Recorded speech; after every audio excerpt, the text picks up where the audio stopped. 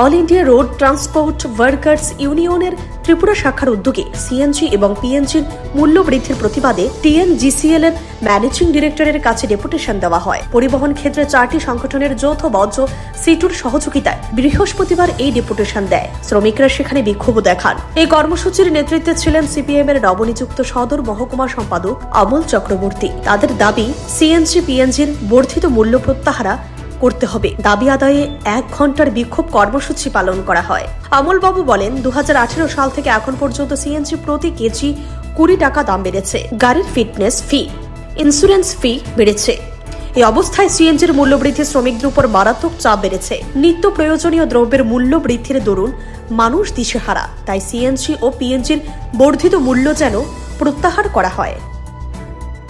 আমরা আজকে আমাদের রাজ্যের পরিবহন সেক্টরের যে যৌথ মঞ্চ, Tripura autorickshaw workers union, Tripura motor শ্রমিক ইউনিয়ন, ত্রিপুরা ই রিক্সা শ্রমিক ইউনিয়ন, টিআরটিসি কর্মী ইউনিয়ন, এই 4টি সংগঠনের যৌথ মঞ্চ আমাদের রাজ্যে all India route transport workers federation, সেই সংগঠনের আহ্বানে সিআইটিউর সহায়তায় আমরা আজকে টিএনজিসিএল এর যে ম্যানেজিং ডিরেক্টর ওনার কাছে ডেপুটেশন দেওয়ার জন্য এসেছি।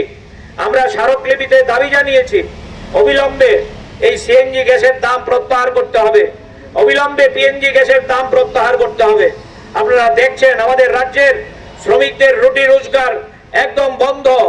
একদিকে যেমন যন্ত্রাংশের দাম বৃদ্ধি, অন্যদিকে জিনিসপত্রের দাম হু হু করে বাড়ছে এবং এই জিনিসপত্রের দাম বৃদ্ধির সাথে এই সিএনজি গ্যাসের দাম বৃদ্ধি অঙ্গাঙ্গিভাবে জড়িত।